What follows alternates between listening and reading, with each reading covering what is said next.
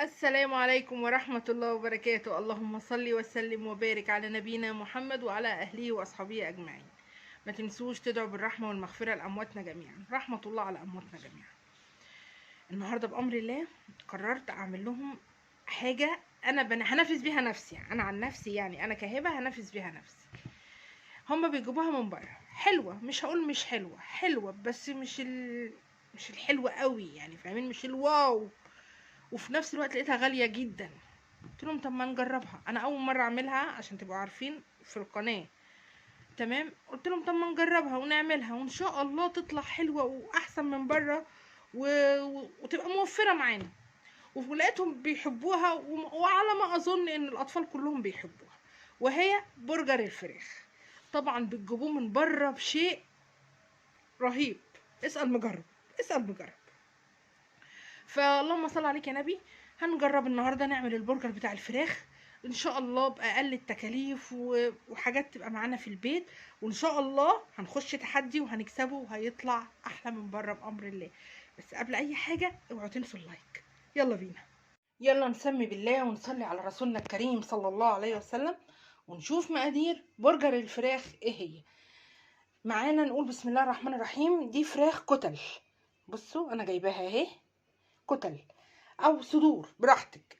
عايزه تعمليها بوراك برضو براحتك، بس انا عن نفسي بحب في البرجر الفراخ او الشيش ان انا استخدم الصدور. طبعا انا نقعها في ميه وملح وليمون وطماطم عشان تسحب منها اي زفاره. دلوقتي هنمسكها ونشطفها كويس جدا. تمام. معانا ايه تاني بقى بالنسبه لتوابلنا؟ بسم الله الرحمن الرحيم. هي التوابل تحس كتيره شويه بس هي اللي بتديكي الاساس بتاع برجر الفراخ.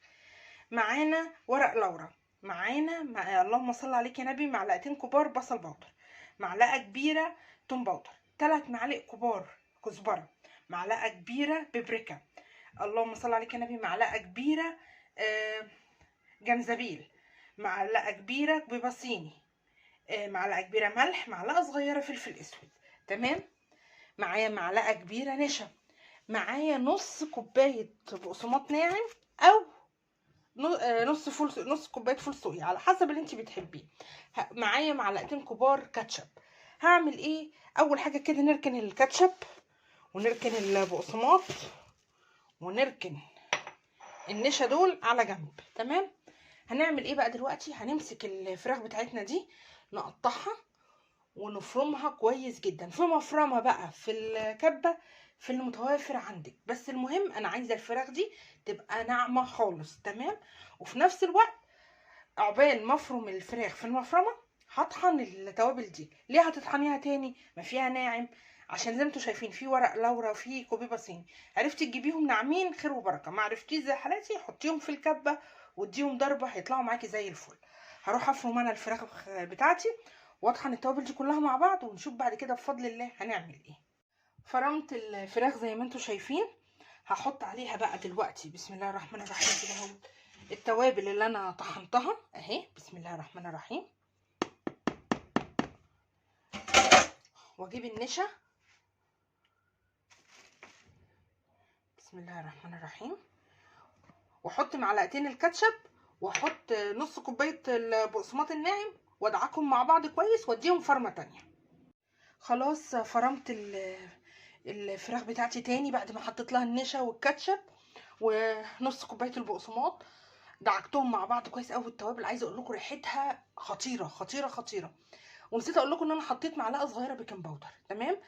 هسيبها بقى، هغطيها بكيس بلاستيك كده واسيبها ترتاح في التلاجة نص ساعه عشان اعرف اشكلها. خلاص سيبنا البرجر بتاعنا ارتاح في التلاجة بتاع ساعه. تمام.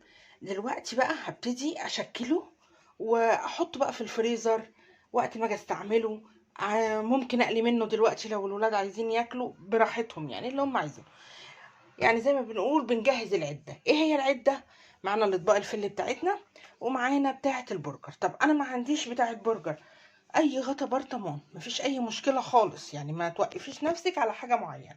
اي غطا برطمان بتروحي بقى جايبه كده اهوت. بصي احنا قلنا نتفق مثلا ما عندناش اللهم صل عليك يا نبي، ما عندناش بتاعه البرجر دهيت اهو. بتحطي كيس نايلون هنا وتروحي حاطه عليه حته البرجر وفوقيها كيس نايلون تاني وتضغطي عليه عشان يديكي بس يساوي الشكل.